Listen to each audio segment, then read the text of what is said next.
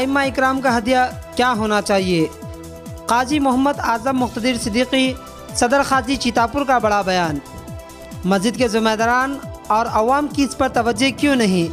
قاضی محمد اعظم مقتدر صدیقی صدر قاضی چیتاپور کا بڑا بیان۔ مہنگائی کے دور میں مسجد کے امام کی تنخواہ کتنی ہونی چاہیے؟ قاضی محمد اعظم مقتدر صدیقی صدر قاضی چیتاپور کا بڑا بیان۔ ہمارا گھر ذاتی، امام صاحب کا گھر کرائے کا۔ قاضی محمد اعظم مقتدر صدیقی صدر قاضی چیتاپور کا بڑا بیان۔ اس مہنگائی کے دور میں امام صاحب کی تنخواہ کم از کم میرے اندازے کے حساب سے 50,000 روپے امام صاحب کی تنخواہ ہونی چاہیے۔ نائب امام کی تنخواہ کم از کم 30,000 روپے ہونی چاہیے۔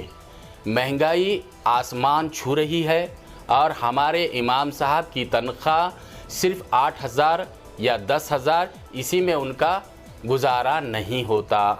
امام صاحب اور مؤذن صاحب کا بہت بڑا مرتبہ ہے اور بہت بڑا مقام ہے۔ ہمارے گھر کا خرچ 8,000 میں 8 اور 10,000 روپے میں ہمارے دودھ اور ترکاری کا خرچ ادا نہیں ہوتا۔ دودھ اور ترکاری بھی ہمارے گھر کی نہیں آتی۔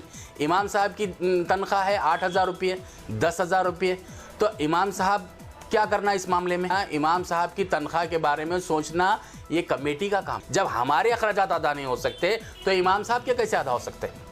مؤذن صاحب کی قدر نہیں کرتے۔ مؤذن صاحب کو جو ہے نا ایک نوکر کی طرح پیش آتے ہیں۔ میں دیکھا ہوں اپنے آنکھوں سے لوگوں کو۔ ہمارا گھر ذاتی، امام صاحب کا کرائے کا، ہمارے پاس کار، امام صاحب کے پاس سائیکل، یہ کیوں؟ السلام علیکم ورحمۃ اللہ وبرکاتہ۔ میں قاضی محمد اعظم مقتدر صدیقی صدر قاضی چیتاپور۔ اس مہنگائی کے دور میں امام صاحب کی تنخواہ کم از کم میرے اندازے کے حساب سے 50,000 روپے امام صاحب کی تنخواہ ہونی چاہیے۔ نائب امام کی تنخواہ کم از کم 30,000 روپے ہونی چاہیے، کیونکہ مہنگائی آسمان چھو رہی ہے اور ہمارے امام صاحب کی تنخواہ صرف 8,000 یا 10,000، اسی میں ان کا گزارا نہیں ہوتا۔ امام صاحب اور مؤذن صاحب کا بہت بڑا مرتبہ ہے اور بہت بڑا مقام ہے۔ وہ مسجد میں امامت کرتے ہیں، مؤذن صاحب مسجد کی خدمت کرتے ہیں۔ یہ ان کا عہدہ اور ان کا مقام سب سے بڑا ہے اور بہت بڑا مقام ہے۔ مسجد کی کمیٹی کا رول یہ ہونا چاہیے کہ امام صاحب کی تنخواہ آج کے دور میں 8,000 روپے، 10,000 روپے ہے، جس کے لحاظ سے ہم دیکھا جائے تو عام طور پر ہمارے گھر کا خرچ 8,000 میں 8 اور 10,000 روپے میں ہمارے دودھ اور ترکاری کا خرچ ادا نہیں ہوتا۔ دودھ اور ترکاری بھی ہمارے گھر کی نہیں آتی۔ آج ہماری آمدنی، ایک عام آدمی جاب کرنے والے کی آمدنی، ایک بزنس کرنے والے کی آمدنی کم سے کم اس دور کے اندر 50-60 ہزار روپے ہے۔ امام صاحب کی تنخواہ ہے 8,000 روپے، 10,000 روپے، تو امام صاحب کیا کرنا اس معاملے میں؟ اس کے لیے جو ہے نا امام صاحب کی تنخواہ کے بارے میں سوچنا یہ کمیٹی کا کام ہے، مسجد کے ممبروں کا کام ہے۔ اور مسجد کی آمدنی کے اندر سے اس مہنگائی کے دور میں امام صاحب کو تنخواہ کتنی دینی چاہیے، کیا کرنا چاہیے، یہ کمیٹی غور و فکر کرے اور خاص طور پر امام اور مؤذن صاحب کا خیال رکھے، کیونکہ دواخانہ ہے، اسکول ہے، امام صاحب کی بیوی بچے سب ہیں، ان سب کا جو ہے نا اخراجات کو ادا کرنا، یہ 8,000 میں ادا ہوتے کیا؟ ہم بیٹھ کر سکون سے سوچیں، اس بات کو سوچیں کہ امام صاحب کے اخراجات 10,000 میں ادا ہو رہے ہیں کیا نہیں؟ جب ہمارے اخراجات ادا نہیں ہو سکتے تو امام صاحب کے کیسے ادا ہو سکتے ہیں؟ اس بات کو سوچیں اور غور و فکر کریں۔ آج ہم امام اور مؤذن صاحب کے بارے میں بڑی لاپرواہی کرتے ہیں۔ دیکھیں کہیں نہ کہیں آج مسلمان پریشان ہیں، کہیں یہ وجہ تو نہیں ہے کہ آج مسلمان پریشان ہیں؟ میری ایک چھوٹی سی رائے ہے، ہمارے محلے کے امام صاحب اگر آرام اور سکون کے ساتھ رہیں گے تو محلہ بھی سکون سے رہیں گے، امام صاحب سکون سے رہیں گے تو محلے والے بھی سکون سے رہیں گے، آرام سے رہیں گے۔ نہیں تو ہمارے حالات دیکھیے آج مسلمانوں کے کتنے بگڑتے جا رہے ہیں۔ آج ہم قدر نہیں کرتے اماموں کی، مؤذن صاحب کی قدر نہیں کرتے۔ مؤذن صاحب کو جو ہے نا ایک نوکر کی طرح پیش آتے ہیں۔ میں دیکھا ہوں اپنے آنکھوں سے لوگوں کو۔ صدر صاحب नायब सदर साहब, सेक्रेटरी साहब, बिल्कुल आपको पोस्ट है, अल्लाह ने आपको एक ओहदा दिया है, इसको सही तरीके से इस्तेमाल करें, क्योंकि कल क़ियामत के दिन आपको भी जवाब देना है। इमाम साहब परेशान है तो आपको इसका भी जवाब देना है, मौज़िन साहब परेशान है तो आपको इसका भी जवाब देना है। अगर इमाम और मौज़िन के अंदर कोई भी हालात आए, इसका मसला आपकी कमेटी, आपके ज़िम्मेदारान पूरे करना है। 90% नायब इमाम साहबान, 90% नायब इमाम साहिबान पूरे के पूरे तिजारत करते हैं नमाज को पढ़ाते हुए।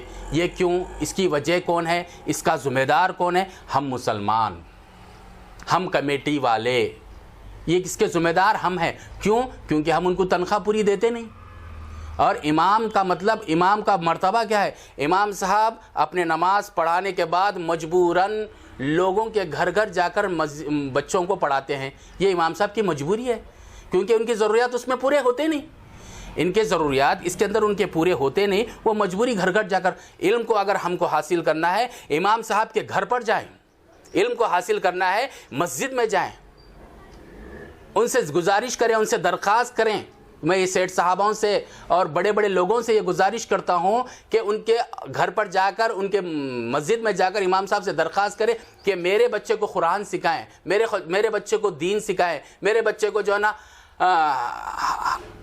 अच्छी अच्छी बातें बताएं।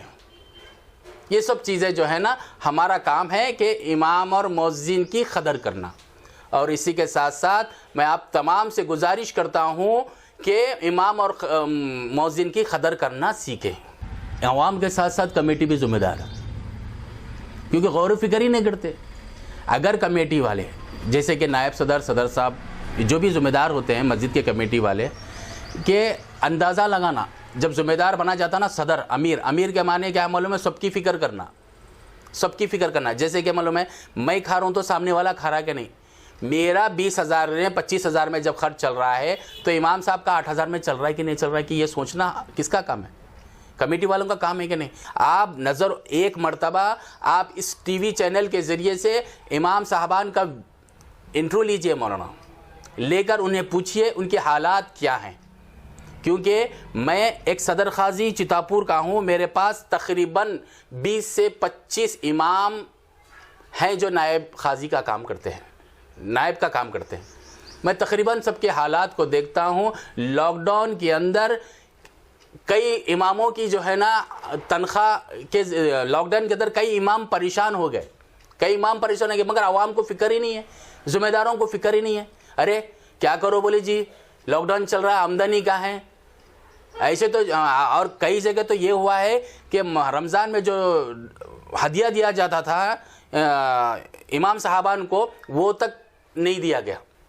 तो इसके लिए जो है ना आप तमाम से अपील करता हूँ, मैं गुजारिश करता हूँ, मैं इमाम और मौज़िन साहब की तनख्वाह के बारे में ज़्यादा से ज़्यादा गौर और फिक्र करें। मैं आवाम से भी अपील करता हूँ और कमेटी वालों से भी अपील करता हूँ, ज़िम्मेदारों से भी अपील करता हूँ और दुनिया की तमाम तंजीमों से भी अपील करता हूँ कि इस मामले में आवाज़ उठाएं। अगर हम नहीं उठाएंगे तो कौन उठाएंगे? सबसे पहले बात तो मैं किसी कमेटी वालों पर या किसी ज़िम्मेदार पर उंगली नहीं उठाऊँगा, वो भी अपने अपने काम को अंजाम दे रहे हैं। मगर गलती इसमें यह हो रही है कि एक छोटी सी मिसाल है, किसी मस्जिद की माहाना 50,000 रुपये आमदनी है, किसी मस्जिद की आमदनी माहाना 50,000 रुपया है, तो इमाम साहब की तनख्वाह के बारे में गौर फिक्र करना ज़रूरी है। अब मस्जिद की आमदनी लेकर प्रॉपर्टी बनाना ये क्या है? जब हमारे मस्जिद के इमाम साहब खुश नहीं है, हमारे मस्जिद के मौज़िन साहब खुश नहीं है, तो हम प्रॉपर्टी लेकर करेंगे क्या? उस प्रॉपर्टी का हम करेंगे क्या? पहले इमाम साहब खुश होना, उसके बाद मौज़िन साहब खुश होना। अगर कुछ बचता है तो बिल्कुल मस्जिद की प्रॉपर्टी बनाए, मस्जिद को इम्प्रूवमेंट करें और मदरसा क़याम करें, और भी चीज़ें जो है ना इसके अंदर करना है। देहात का मामला बहुत बुरा है। जैसे कि अब कुछ दिनों से जो है ना, कुछ सालों से जो है ना, हुकूमत की तरफ से इमाम साहब को 3,000 रुपये तनख्वाह मिल रही है हुकूमत की तरफ से, मौज़िन साहब को 2,000 रुपये, शायद 2,000 रुपये मिल रही है। जिस दिन से वो तनख्वाह चालू हो गई है, देहातों के अंदर देहातों की कमेटी वाले इमाम साहब की आधी तनख्वाह कट करके 3,000 उधर से ले लो, 3,000 इधर से ले लो, 6,000 हो गए। इमाम साहब को 6,000 मस्जिद कमेटी वाले दे रहे थे, تو اس کے بعد مسجد کمیٹی والے بولتے ہیں کہ نہیں آپ کو حکومت کی طرف سے 3,000 روپے مل رہے ہیں, یہ 3,000 لو, 6,000 کرنا ہے تو کرو نہیں تو جاؤ. یہ سوال ہے, یہ جواب ہے کمیٹی والوں کا. مگر یہ ان کا سلوک بالکل صحیح نہیں ہے, بالکل غلط ہے. اور جو حکومت سے پیسے دیے جا رہے ہیں وہ امام کا حق ہے, مؤذن صاحب کا حق ہے. کمیٹی والے زیادہ سے زیادہ ان کو ہدیہ دینے کی کوشش کرے, ان کی تنخواہ دینے کی کوشش کرے, ان کو خوش رکھنے کی کوشش کرے. اگر کسی مسجد کو آمدنی نہیں ہے, جیسے دیہاتوں میں آمدنی نہیں ہوتی نا, کسی مسجد کو آمدنی نہیں ہے تو مسجد کے جو ذمہ دار بنایا جاتا ہے نا, کمیٹی بنائی جاتی ہے, تو مسجد کی کمیٹی, وہ کمیٹی کا کام ہے اس کام کو پر کرے, اس پیسے کو پر کرنا. جیسے ایک کمیٹی کے اندر 20 آدمی ہوں گے یا 10 آدمی ہوں گے, ایک آدمی اگر 1,500 روپے مہینہ دینا شروع کر دیے, ذمہ دار ہیں, جب آپ ذمہ دار ہیں تو اس کو پوری کرنا. اگر نہیں کر سکتے تو وہ کام کو چھوڑ دینا. اگر اس کام کو انجام نہیں دے سکتے ہیں تو اس کام کو چھوڑ دینا, دوسرے کے حوالے کر دینا, وہ اپنی پوری ذمہ داری کریں.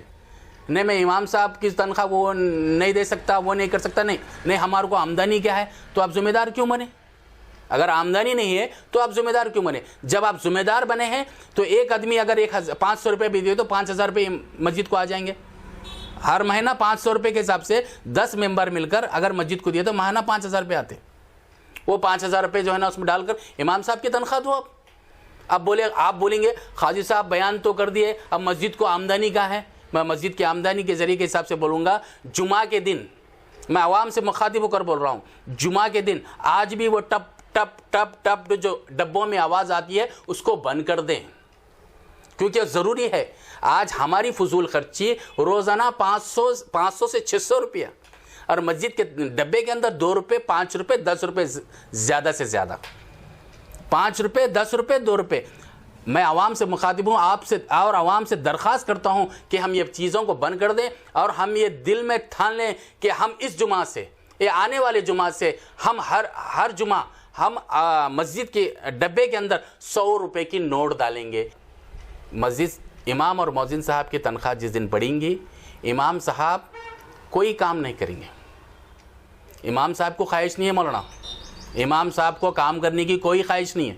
امام صاحب مجبوری کی حالت میں چائے پتی بیچ رہے, امام صاحب مجبوری کی حالت میں کاروبار کر رہے, امام صاحب سائیکل لے کے کاروبار کر رہے, محنت کر رہے دھوپ میں. اس کے ذمہ دار ہم عوام رہے گی, ہم رہیں گے, مسلمان رہیں گے. اور میں یہ چاہتا ہوں جس دن ہمارے امام صاحب کی تنخواہ 50,000 روپے ہوگی یا نائب امام کی تنخواہ 30,000 روپے ہوگی, اس دن ہمارے امام صاحب مسجد کے روم میں بیٹھ کر کتاب کا مطالعہ کریں گے. آج میں وائس آف گلبرگہ چینل کے سامنے آنے کا مقصد یہی ہے, اور عوام 5 روپے 10 روپے یہ دینا چھوڑ دیں. ہم فضول خرچی کرتے ہیں, یہ بات میں پہلے بھی بولا ہوں, ابھی بھی بول رہا ہوں. جب کبھی بھی امام صاحب اور مؤذن صاحب کا معاملہ ہے, بڑھ چڑھ کر حصہ لیں. ہمارا گھر ذاتی, امام صاحب کا کرائے کا, یہ کیوں؟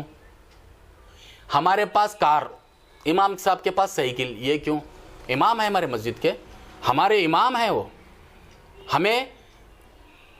ہمیں نماز پڑھاتے ہیں, ہمیں اچھی بری کی تمیز سکھاتے ہیں. وہ لوگ کیوں سائیکل پہ گھومنا؟ جس طریقے سے ہمارا بھی گھر ذاتی ہو, ان کا بھی گھر ذاتی ہونا چاہیے. ہمارے بچے اچھے اسکول میں پڑھتے ہیں, ان کے بھی بچے اسکول میں اچھا پڑھنا چاہیے. وہ 8,000 تنخواہ میں ہمارے گھر کی دودھ اور ترکاری نہیں آتی. غور و فکر کریں, اور یہ کمیٹی والوں سے اور تمام مسلمانوں سے میری درخواست ہے, میری درخواست کو وہ کریں. میں بس اتنی میری گزارش ہے, جو ہے نا درخواست ہے ان تنظیموں سے, اس کام کے ساتھ ساتھ امام اور مؤذن صاحب کے بھی بارے میں سوچے. یہ کام حکومت کا نہیں ہے, یہ کام حکومت کا کام نہیں ہے. حکومت نہیں سوچیں گے اس کے بارے میں. سوچنا ہم عوام کو ہے, ہم مسلمانوں کو ہے, ہم جو ہے نا ذمہ داروں کو ہے, ہم کمیٹی والوں کو ہے, ہم تنظیموں کو ہے. ایم ایل اے کا, لیڈر کا یہ کام نہیں ہے. ہم ذمہ دار ہم ہیں تو ہمارا کام ہے سوچنا.